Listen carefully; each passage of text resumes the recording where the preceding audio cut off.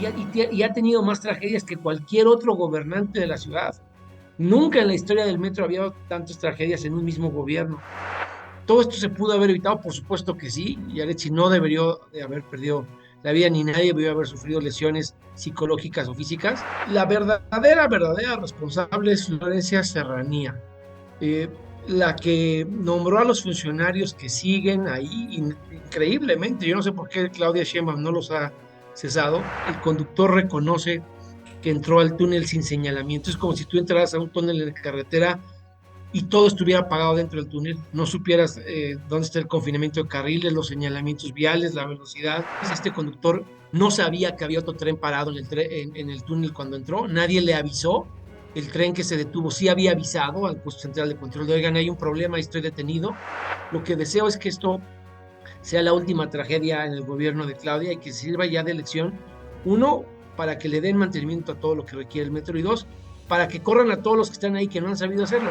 Como el sindicato es corrupto, nada del mantenimiento del metro lo puede hacer el sindicato.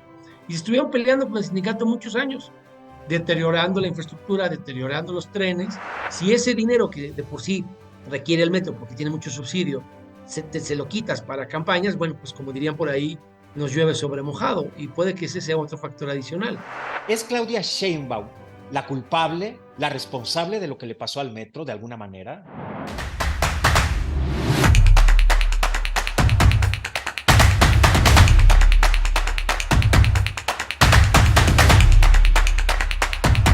Gracias, muchas gracias por estar con nosotros. Bienvenidos a la Revolución del Debate. En la llaga, yo soy Toño Aguirre y me da muchísimo gusto saludarles. Ya saben, den like, compartan, activen campanita, envíen estrellas, hagan donativos, todo lo necesario para que este programa viva y subsista y sobreviva entre este caudal de información, siendo un programa plural, crítico, pero finalmente un programa objetivo para todos ustedes. Y vamos a hablar precisamente con objetividad de un tema que nos ocupa, pero sobre todo que nos preocupa, porque ya va demasiado. Y es lo que está sucediendo con el metro de la Ciudad de México. Quiero darle la bienvenida a un querido amigo de este programa y de un servidor. Es un gran legislador. Él es Federico Dorin, es diputado local por el PAN y es un experto en estos asuntos. Federico, gracias. Feliz año. No, al contrario, gracias a ti, Tony, feliz año, un gusto saludarte de nuevo y bueno, pues aquí lamentando la tragedia, la muerte de Yaretsi, que pues era una alumna de la UNAM de artes, que era menor de 20 años, imagínate la tragedia de lo acontecido. Federico, Yaretsi no debió perecer, ¿cierto? ¿Qué fue lo que pasó? ¿De quién es la culpa? ¿Quién es responsable de esto? Porque cero y van cinco grandes pues tragedias, vamos a decirlo así, respecto al metro en la capital del país.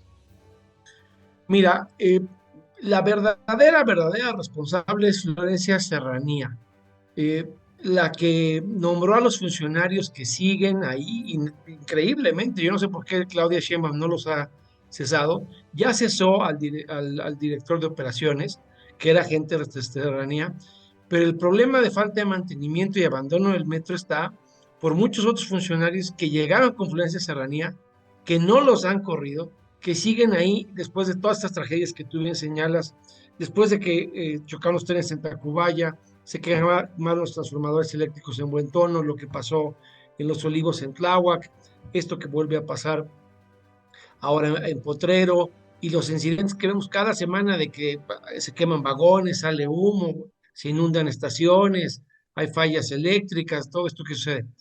El problema es que Claudia Sheinbaum no ha quitado a las personas responsables y sucedieron dos cosas. Una, hace algunos meses se quemaron unos cables, hubo un cortocircuito y literal, yo lo acabo de publicar en un tuit, la nota la sacó un diario al que no pueden acusar que es conservador, el diario La Jornada, y la reparación fue hechiza, Tony. A ver, la reparación fue así con cinta elástica, ¿no? Con la que repararíamos tú y yo alguna talacha en nuestra casa.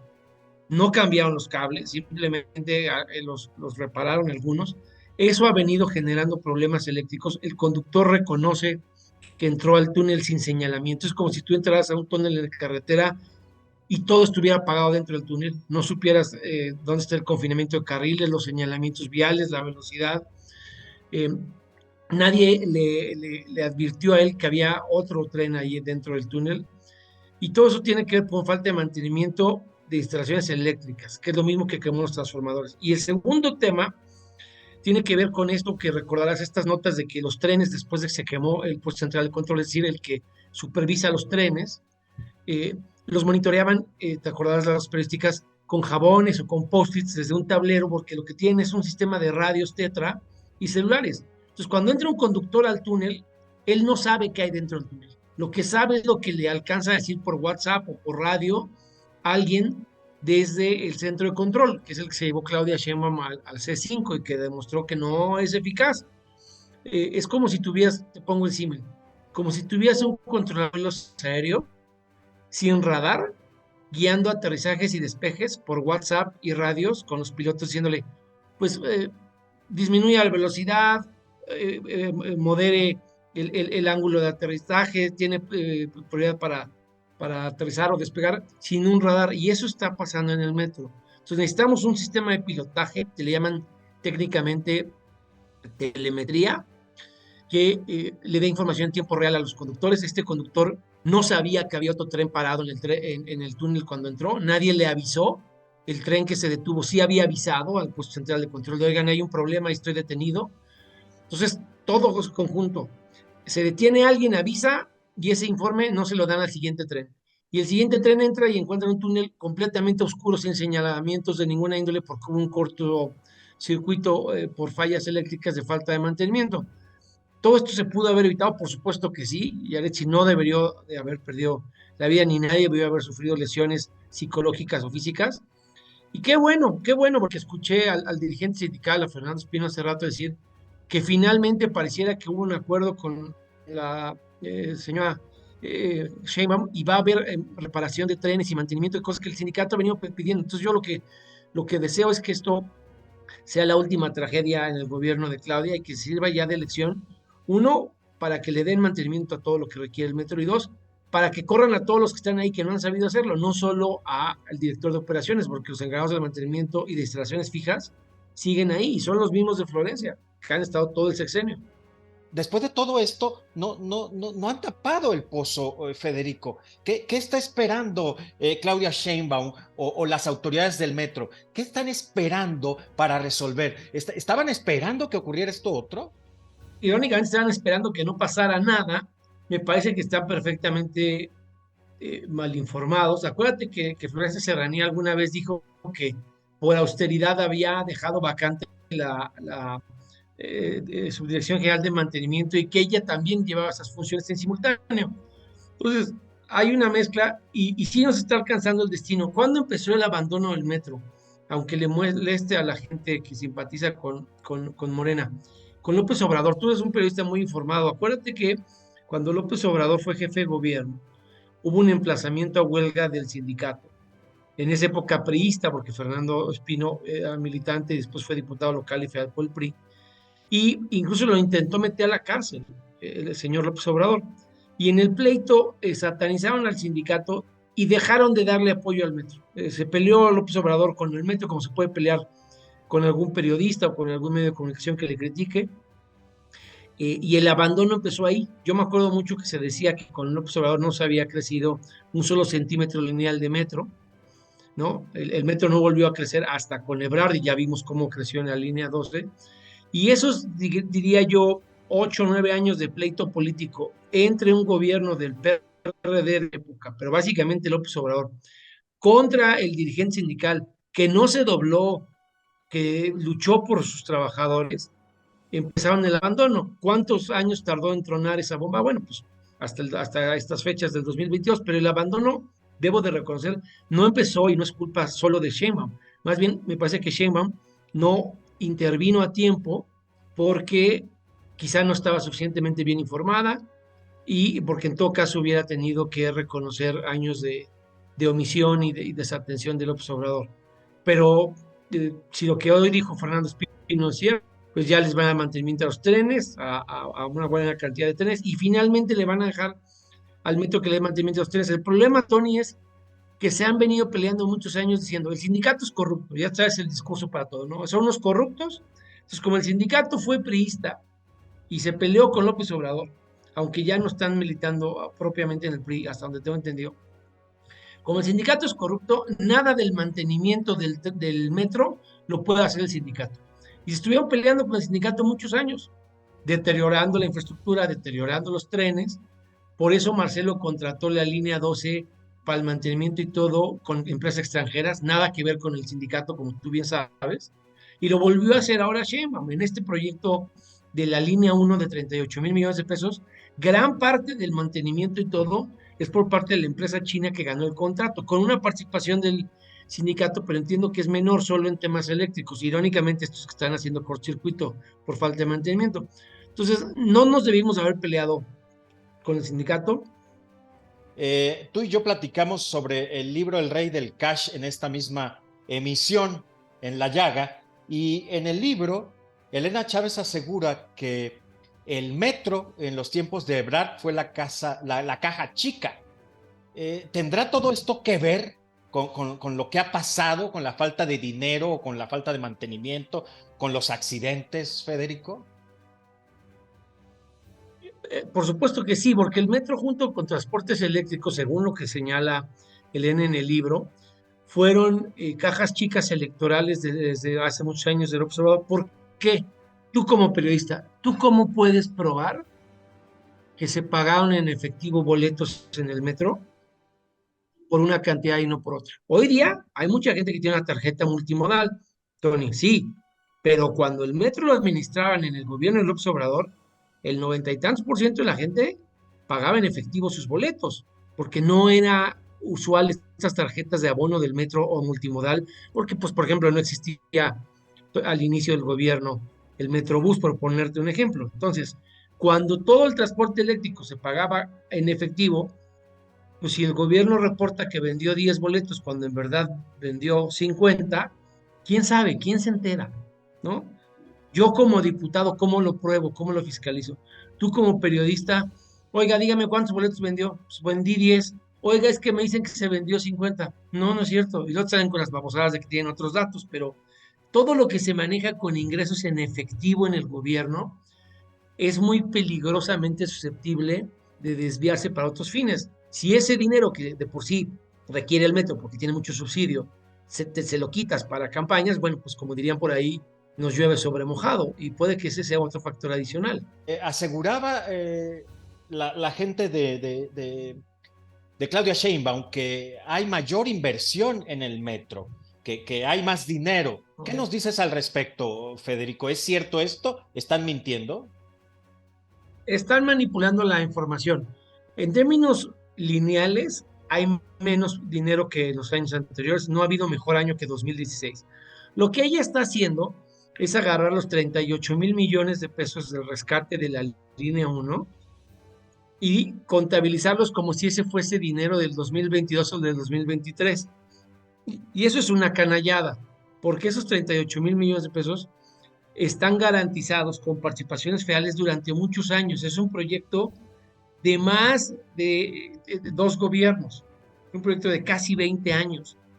Entonces, que tú me digas, oye, yo le estoy invirtiendo el dinero de 20 años y me lo quieres contabilizar a valor presente, pues es una tomada de pelo. Si tú esos 38 mil millones simplemente tomas en cuenta la parte que se va a invertir este año y que en todo caso es dinero privado porque lo que aporta el gobierno en tantos años para pagar el proyecto no es los 38 mil millones de pesos en un año, pues tienes una cifra completamente distinta. Entonces ella está tratando de manipular la información y hacernos creer que esos 38 mil, y que sí es cierto que lo están haciendo, que están rescatando la línea 1, porque tenía ya la vida útil agotada de 40 años y llevaba 53, eso sí está bien hecho. Y eso sí intervino, hay que reconocérselo, antes de que hubiera tragedias y pérdidas de vidas humanas en la línea 1. Por eso le apoyamos desde el Congreso cuando pidió, tú necesitas el apoyo del Congreso para poder poner en un fideicomiso garantizadas participaciones federales de años por venir. Y eso se hizo y se le apoyó, nunca se le regateó el apoyo. Entonces, lo que yo no aceptaría sería que el dinero de muchos gobiernos por venir, ella lo quiera manipular ahora como una inversión de ella, cuando sí es un proyecto que ella licitó, pero en realidad es un proyecto que hizo Gaviño en el gobierno de Mancera, nada más que no lo lograron concretar y ella lo retomó. Muchos pidieron la renuncia de Claudia Sheinbaum. Muchos responsabilizan directamente a Claudia Sheinbaum con lo que pasó en la línea 3 del metro. Se dice que iba llegando a Michoacán, por cierto, a Morelia, a dar una conferencia que paradójicamente era las políticas públicas exitosas de la Ciudad de México, una cosa así, y mientras ocurría la tragedia acá en la Ciudad de México. ¿Es Claudia Sheinbaum la culpable, la responsable de lo que le pasó al metro de alguna manera? Ella tiene que responder por haberse equivocado al nombrar a Florencia Serranía. En eso sí tiene un error, tiene que responder, tiene una falta de supervisión y una omisión por la que nos tiene que rendir cuentas, pero en realidad, me parece a mí que el problema es la decisión original de Florencia Serranía y no haber quitado a todos los funcionarios ineptos y corruptos que nombró Florencia, que siguen ahí, es que yo no entendería. Y ha tenido más tragedias que cualquier otro gobernante de la ciudad. Nunca en la historia del metro había tantas tragedias en un mismo gobierno. Entonces, si ella por intereses, por instrucciones de Palacio Nacional, por otras cuestiones, no se puede ser de ellos, ahí ella se vuelve corresponsable. Pero ella tiene aquí la oportunidad de deslindarse de esos problemas, de permitir que se les aplique la ley, no obstaculizar la justicia como lo ha hecho en otros casos, ya no proteger a Florencia y a sus funcionarios. Y si nos dan nuevos servidores públicos, muy probablemente vamos a tener una mejor calidad de servicio en el metro, porque hay gente que sí tiene conocimiento, que tiene compromiso, pero no es la que está tomando las decisiones. Muchos de los que están nombrando son gente que llegó con Florencia y que merece la confianza y responde a los intereses políticos y económicos de los contratos que dejó Florencia, no a una ciudad bien administrada, segura y confiable para que todos se pueda subir al metro. Bueno, pero el punto está en que las evidencias de los 5 grandes percances, de los 5 grandes accidentes, incluyendo este, no mienten. Es decir, cómo tantos accidentes en una sola administración habla de que algo se está haciendo mal. ¿No es así, Federico? Sí, ciertamente es un accidente y ciertamente se pudo haber prevenido. Y Claudia no es responsable directa de la corrupción y la incompetencia de alguien que no supo reparar un cortocircuito y dañó la estructura eléctrica del metro reparando mal esos cables. Eso es un hecho. ¿Qué debemos hacer los ciudadanos? ¿Debemos tener miedo de transitar, de subir al metro? ¿Qué tendríamos que hacer, Federico Doy? No, me parece que no hay que caer en la zozobra. ¿Qué debemos de exigirle a Claudia? Que la tarifa a los usuarios y a ti y a mí y a todos nuestros impuestos se garanticen en un servicio con seguridad y calidad. Si estos funcionarios no son capaces de dar el ancho, pues pedirle que busque a alguien que lo sepa hacer y que demuestre que de una buena vez va a tomar las decisiones que todos le hemos pedido. No, no se trata de tener una campaña golpeteo contra ella, se trata de que se deshaga de los malos elementos del metro para que ella se pueda dedicar a otras cosas y no tenga que estar con un dedo en la llaga por todo lo que no sirve en el metro, porque todo el mundo le sigue reclamando a ella. Hay gente que exige su renuncia porque está descuidando por andar en campaña. ¿Tendría que renunciar e irse directamente a su precampaña? No, a ver, a mí no me gusta que nos abandonen los fines de semana, no me gusta. ¿Por qué si los otros no recorrieron el país, ella sí lo está recorriendo? ¿Por qué ella está descuidando la ciudad como no? Perdóname que lo diga, porque yo no quiero sonar a herejía política, pero pues ni López Obrador ni Ebrard descuidaron tanto la ciudad en sus aspiraciones presidenciales, porque ella sí lo hace. Ya no te hablo de Mancera porque ahí hubo ruptura política, pero Ebrard no nos abandonó, López Obrador no nos abandonó. Bueno, y todo parece indicar que es Claudia. Gracias, Federico Dorin, un legislador destacado, diputado local del PAN. Muchas gracias siempre por estas conversaciones. Gracias también a Santo Agave, este mezcal de culto. ¿Te gusta el mezcal, Federico? Sí, sí. Hay una parte de mi sangre que es oaxaqueña aunque hay una disputa histórica entre Guerrero y Oaxaca sobre quién es el poseedor del mejor mezcal, pero sí, sí me gusta el mezcal, Bueno, como pues este parte de mi Santo genética Agave oaxaqueña. es poblano, fíjate, es premium, está Mm, delicioso, tienes que probarlo. Yo te invito a nuestro público a que marquen a los números de WhatsApp que están apareciendo en pantalla y que pidan Santo Agave mezcal de culto, que de verdad está de rechupete. Yo ya me estoy volviendo, ya soy fan, desde luego. Bueno, Federico, gracias a Santo Agave a y ti, Toño.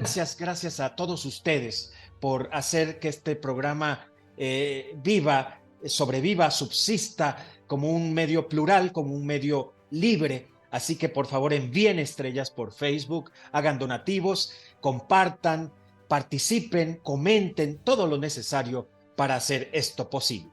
Yo soy Tony Aguirre, esta fue La Revolución del Debate. En la llaga. Hasta la próxima. Gracias.